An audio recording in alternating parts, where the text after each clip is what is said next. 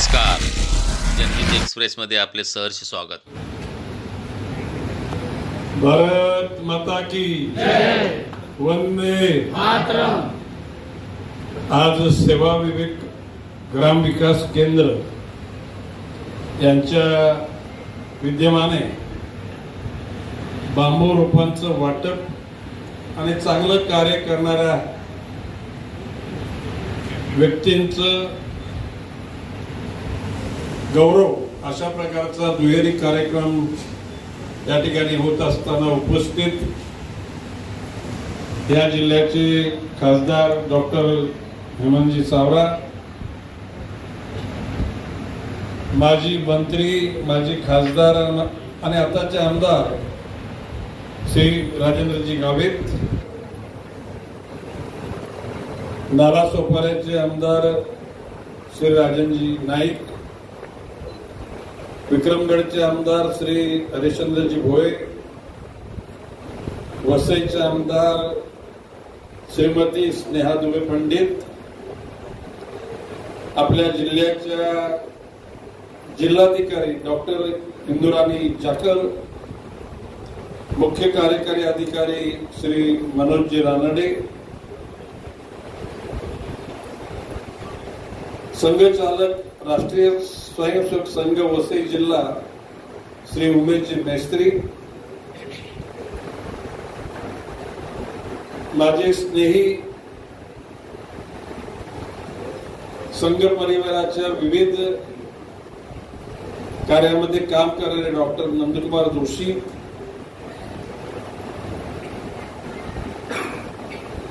पालघर जिल्हा परिषदचे माजी अध्यक्ष श्री प्रकाशजी निकम आणि ज्यांनी हा 14 वर्षाचा कालखंड या सेवा विवेक ग्राम विकास करण्याकरता मनोभावे त्या ठिकाणी गुंतवला असे श्री प्रदीप गुप्ता, संचालक सेवा विवेक ग्रामविकास केंद्र, आणि श्री लोकेश बंड, सीओ बांबू हस्तकला, या उपक्रमाशी भावनिक जोडलेले आणि एकूणच समाजाला एका निराळ्या वाटेवर नेण्याचा प्रयत्न करणारे सर्व कार्यकर्ते, या सेवा विभागामध्ये काम करणारे सर्व कार्यकर्ते, जमलेल्या बंधू आणि भगिनी, तर म्हणजे पाशा पटेल गेल्या आठवड्यामध्ये मला भेटले होते. त्याने मला सांगितलं की नाईक साहेब, मी पालघर जिल्ह्याच्या आदिवासी बहुल परिसरात जाऊन आलो, ज्याच्यामध्ये त्यांनी मोखाडा, विक्रमगड आणि जव्हारचा उल्लेख केला. त्यांनी प्रवास करताना कसारा घाटातून मोखाडा तालुक्यात प्रवेश करताना सूर्यमालच्या टेकड्यांचा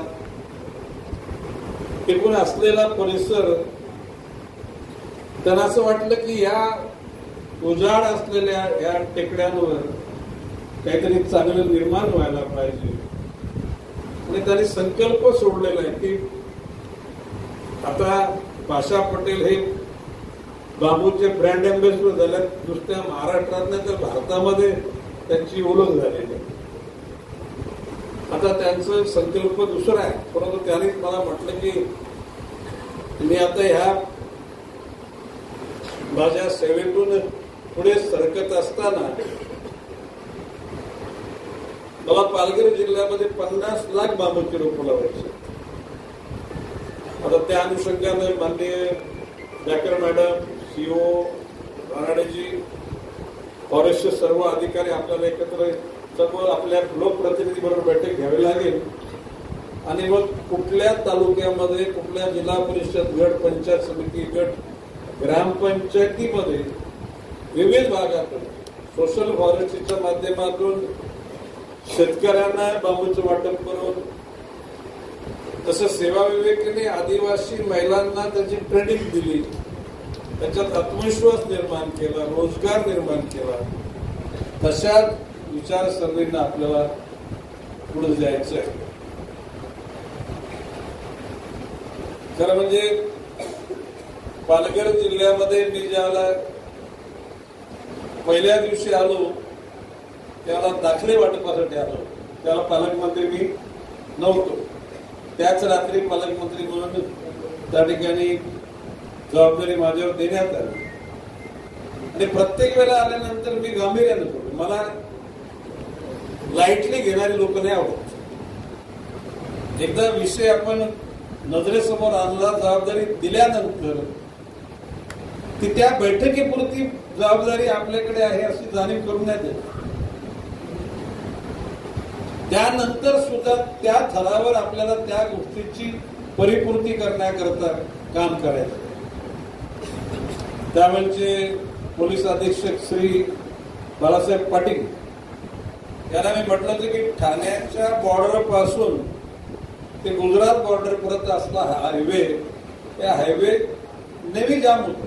आता येताना सुद्धा पूर्ण ठाण्याचा घोडबंदर रस्ता जाम आहे आणि तिथपासून आता इथून साधारण 3-4 किलोमीटर पर्यंत जाम.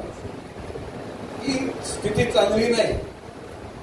ज्याला माननीय पंतप्रधान नरेंद्रजी मोदी यांच्या नेतृत्वाखाली आपण मंगळावर पोहोचलो आणि आता विविध ग्रहांवर जाण्याची आपली भूमिका असताना जगामध्ये सामर्थ्यवान देश जो दुसऱ्याला आधार देणारा म्हणून भूमिका घेत असताना आपल्या ह्या परिसरामध्ये अशी स्थिती निर्माण होणं हे सर्वांची घोषणा नाही. We must serious about it. आपण गांभीर्याने विचार केला पाहिजे. पण की विचार करा, त्याच्यामध्ये कोणीतरी पेशंट असेल त्या पेशंटची काय स्थिती असते. 5-5, 6-6 आणि 8-8 तास जर का तशी ट्रॅफिक जाम होणार असेल तर लहान मुलांची परवड कशी होत असते, महिलांची परवड कशी होत असते. आणि म्हणून मॅडम एकदा आपल्याला गांभीर्यानं, म्हणजे भाषणापुरतं नाही, किंबहुना आपले पालक सचिवांना त्या मिटिंगला बोलवायचे, सर्व लोकप्रतिनिधी आपले असतील आणि ही समस्या सुटली पाहिजे. रस्ते नीट पाहिजे, अपघात रहित रस्ते पाहिजे आणि ज्या उद्दिष्टाकरता आपण वाटचाल करतोय, अन्न वस्त्र निवारा मिळाला पाहिजे, पण तो मिळताना तो सकस मिळाला पाहिजे. आणि कोणीतरी मेहरबानी करतो म्हणून मिळता कामा नये. तो आपल्या हक्काचा आहे आणि तो हक्क आपल्याला ज्याला त्याला प्रदान निश्चितपणे करायचं. एकूणच मगाशी सावराजींनी सांगितल्याप्रमाणे पालघर जिल्ह्याचं महत्व अनन्यसाधारण होणार आहे. मी आत्मविश्वास असेल तो येत्या 5 वर्षामध्ये पालघर जिल्ह्यामध्ये 3 लाख कोटी रुपयाची इन्व्हेस्टमेंट होणार आहे. किती? 3 लाख कोटी रुपये. आता ती पुढे मी बोललो तर काही त्या प्रकल्पाला विरोध करणारे पण लोक तेव्हा गरज नाही, त्या प्रकल्प आमचा विरोध आहे. त्याचा सगळा विरोध समजून घेऊन माझी भूमिका अशी की या भाषा पटेलची या कंपनी झालेली भेट या ठिकाणी लोकांना सांगितली. आज या कार्यक्रमात तुम्ही येणार आहात ते पण मी तर सांगितलं. 50 लाख बांबूची रोप या जिल्ह्यात लावायची तुमची मनीषा आहे हे पण त्या ठिकाणी मी सांगितलं. आता हा जिल्हा जसा गडचिरोली जिल्हा भारताचा स्टील हब होणार आहे, तशा प्रकारे परदेशात निर्यात करण्याकरता सेंटर म्हणून पालघर जिल्हा त्या ठिकाणी होणार आहे. वाढवण बंदर म्हणा किंवा रिलायन्सचा येणारा पीटीएचा प्लॅट म्हणा, साधारण 5 एप्रिलला मी गुजरातमध्ये जामनगरमध्ये गेलो होतो. वंतारा बघण्याकरता अनंत अंबानींनी मला आमंत्रित केलं होतं. त्यावेळेला त्या जामनगर मध्ये असा मोठा बोट होता, जगातली सर्वात मोठी रिफायनरी. अन्य देशाच्या रिफायनरीमध्ये प्रॉपर स्टँडर्डच क्रूड प्रोसेस केलं जातं, पण या ठिकाणी कुठल्याही स्टँडर्डचं क्रूड आलं तरी ते प्रोसेस होतं. इतकी मोठी ती रिफायनरी. त्याच परिसरामध्ये वंताऱ्याच्या, जर वंताराचं वर्णन केलं तर 250 हत्ती, 250 वाघ, 250 बिबटे, जेगोरे असे 2.5 लाख प्राणी तिथे. आणि त्यांच्याच त्या रिलायन्स मध्ये धीरूभाई अंबानी मी दोघे दोस्त होतो. म्हणजे I am giving reference of 1977, 77 सालापासून या. आणि त्यांचा पीटीएचा प्लॅन्ट आपल्या माहीम, केरवा, सपारा परिसरात येतो आणि तो या 3-4 वर्षामध्ये पूर्णत्वाला जाईल. वाढवण फोड सुद्धा 1 वर्ष अगोदर 29 ऐवजी 28 चालू होईल. इतक्या अतिशय महत्वाकांक्षी त्या ठिकाणी या घटना घडत असताना डहाणू पालघरच्या मध्ये बुलेट ट्रेनचं स्टेशन आहे, तिथून 8 पदरी रस्ता नाशिककडे निघणार. म्हणजे पालघरचा नागरिक हा मागासवर्गीय अशा प्रकारची आपण ओरड करत होतो. फक्त माझी एकच इच्छा, मी JNPTचे चेअरमॅन जे वाढवणचं ज्यांच्याकडे जबाबदारी येते श्री वाघ यांना म्हटले की आमच्या ह्या लोकांना त्यांच्या भवितव्याची दिशा कशी जाणार आहे, त्यांचं भवितव्य कुठं स्थिरावणार आहे याची जाणीव निश्चितपणे आपण करून दिली पाहिजे. तर लोक आपल्या बरोबर आहेत. लोकांच्या विरोधात आपल्याला कुठल्या गोष्टी केल्या तर त्या गोष्टीला आपण चव नसते, चव. आणि म्हणून उद्या तो रिलायन्सचा पीटीए प्लॅन्ट असो की वाधवणचा पोर्ट असो, जे आज लोक त्या परिसरात राहतात त्या लोकांच्या भवितव्यांची कशा प्रकारची वाटचाल होणार आहे, त्यांना स्थिरता कशी मिळणार आहे, रोजगार कसा मिळणार आहे, त्यांच्या मुलांना ट्रेनिंग कशी मिळणार आहे, तिथं शिक्षणाच्या बाबी, आरोग्याच्या बाबी, एकूण इन्फ्रास्ट्रक्चर त्या ठिकाणी तयार करताना फक्त जे ऑब्जेक्ट घेऊन आले त्यांचाच विकास व्हावा अशी इच्छा असता कामा नये. तर ज्या परिसरामध्ये हा प्रकल्प होतो त्या जनतेचा सुद्धा भोये विकास व्हावा अशी इच्छा आहे. तर भोये मला बोलले होते की जायचं आमच्याकडे कधी कंपन्या घेऊन या. आता मी त्या सावरानाच्या शेतामध्ये आता राजनगावीत म्हणजे सिटी एरियातला माणूस, त्याला राजनगावीतला काही प्रॉब्लेम नाही, बरोबर. आता औद्योगिकरणाचा माणूस राजन नाईक, स्नेहा दुबे, राजेंद्र गावित हे अर्बनाइज एरियातले प्रतिनिधी आहेत. पण भोये आणि खासदार म्हणून सावरा, परंतु आता तुमच्याकडे पण काही अडचणी असतील तर तिथला आमदार तुम्ही आहेत, कुठले सपारा, माहीम, केरवा. त्या बाबतीमध्ये काही लोकांना चांगल्या योजनांमध्ये मिठाचा खडा टाकण्याची सवय असते. काय घडणार आहे ते बघायचं नाही, विरोध फक्त करायचा. अशा फक्त आपल्या मनाला वाटलं म्हणून विरोध करणाऱ्या लोकांच्या विषयी जनसामान्यामध्ये आदराची होणार नाही. तुम्ही उद्दिष्ट तुमची सांगा, लोकांना निश्चितपणे संपन्नतेकडे नेण्याचा वाटचाल करा. आणि त्याकरता पालकमंत्री म्हणून 5 वर्ष ते मी आहे. आता 7 महिने झाले, तर 4.5 वर्ष बाकी. या 4.5 वर्षामध्ये पालघर जिल्ह्याचं टोटल स्वरूप बदलण्याची माझी इच्छा आहे. बदलू आपण. माणसाने सकारात्मक राहिलं पाहिजे. दुसऱ्याचा सन्मान करून आपला विचारांचा किंवा आपल्या कार्याचा सन्मान आपोआप होईल हा आत्मविश्वास मनामध्ये असला पाहिजे. एकूण फॉरेस्टमध्ये सुरंगी नाव ऐकलं तुम्ही? तुमच्यापैकी महिलांपैकी सुरंगी नाव ऐकले का नाही? सुरंगीचा गजरा, आता आता गजरा बोलायला तर ऐकायला, तर या संपूर्ण महाराष्ट्रामध्ये सुरंगीची लाखो झाडं लावण्याचं मी ठरवलेलं आहे. सुरंगीच्या एका तालुक्यामध्ये सिंधुदुर्गामध्ये 5,000 झाडं आहेत. 2 महिन्यामध्ये 40 कोटीची टर्नओव्हर. मार्च आणि एप्रिल 2 महिन्यामध्ये त्या फुलांच्या.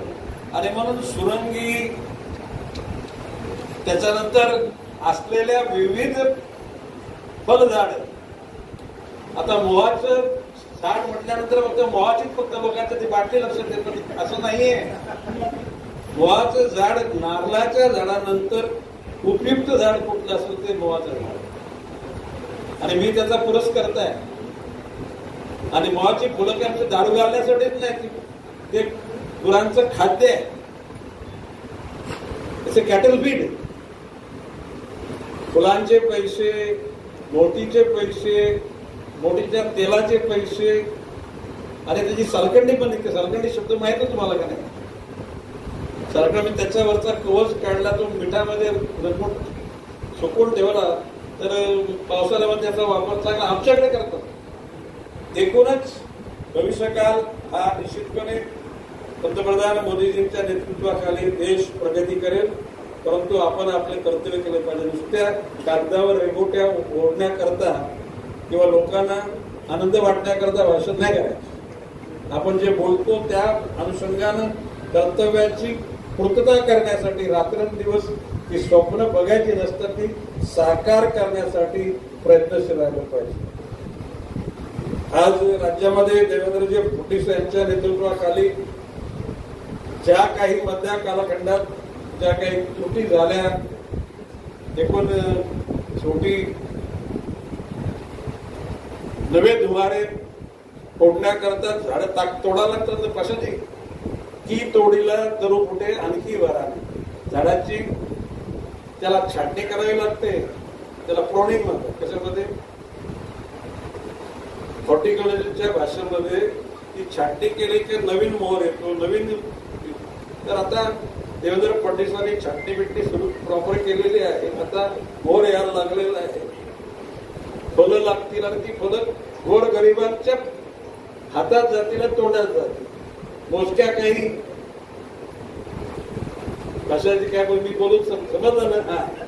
तर तो प्रसाद सत्यनारायणाचा एकट्या घरात गेला पाहिजे का प्रत्येकाला थोडं थोडं मिळालं पाहिजे? ताई तुम्हाला विचारतो मी, प्रत्येकाला मिळालं तर त्याला प्रसाद म्हणतो, नाहीतर त्याला शिरा म्हणतो. काय एकट्यात कोणाच्या बसून गेलं त्याला म्हणतात शिरा, पण थोडं थोडा गेला तर त्याला म्हणतात प्रसाद. आणि भविष्य काळामध्ये होणाऱ्या प्रगतीच्या अनुषंगानं जी फलं निर्माण होतील ती सगळ्यांना त्यात ती चाकता आली पाहिजे. आणि आज मला अतिशय आनंद वाटतो, सेवा विवेक ग्रामच्या या विकास केंद्राच्या माध्यमातून श्री प्रदीप गुप्ता यांनी 14 वर्ष आपली तपश्चर्या. प्रदीप गुप्ताला जर एक कृषीचं नको आणून त्यांचं काहीतरी फॉरेस्टवाले म्हणून आलं करे दुसरी झाडं आणायची, ते प्रदीप गुप्तांना मी आता सिम्बॉलिक तुळशी झाड देतो. तर त्यावेळेला तिथे बेलाची झाडं, सुरंगीची झाडं, त्याच्यानंतर आपल्या मोहाची झाडं, ही सगळी 100 झाडं तुम्हाला बक्षीस द्यायला मी त्यांना सांगतो. मला फारच वाटतं. आणि मला वाटतं की तुमच्याकडे एक पण झाड मारणार नाही. आणि लोकेश बंड पण त्याच विचारसरणीचं. तर तुम्हा दोघांचं कौतुक. मला नंदू जोशी, आम्ही 8वी 9वी 10वी आम्ही एकत्र शिकलेलो. नंदूजींचे वडील आमचे हेडमास्टर होते, म्हणजे अतिशय शिस्तबद्ध. नंदू जोशी हे ए डिव्हिजन मध्ये म्हणजे त्याला काय म्हणते शिस्तबद्ध विद्यार्थी, आणि मी बंडखोरा पाहिजे, आणि म्हणून मी पी डिव्हिजन मध्ये होते. परंतु आमच्या सगळ्या गुरुजींनी सांगितलं तर की आंबेडकर आपल्या हा पोरगा पुढे जाणार. When I was in 8th standard my teacher observe me and stated with class, हा तर काही तर थांबणार नाही, हा फार मोठा होणार. मोठा म्हणजे विचार आहे, हे मंत्रीपद आज आहे उद्या नाही, याला काही किंमत नाही. परंतु आपल्या मनाची धारणा पक्की करून जात धर्म पंथ वर्ण वर्गाच्या पलीकडे जाऊन माणुसकी धर्माचं जतन करण्याची जी धारणा असते ती यशस्वी करण्याकरता आपण सगळे कटिबद्ध राहूया. सेवा विवेकच्या कार्याचं गुणगौरव करताना सर्वच त्यामध्ये सहभाग घेणाऱ्या सगळ्या तुमच्या आदिवासी महिला असतील, तुमच्या इथले स्वयंसेवक असतील, त्यांचं सुद्धा कार्य असंच वाढत राहावं ही सदिच्छा. जय हिंद, जय महाराष्ट्र. मनपूर्वक धन्यवाद सर.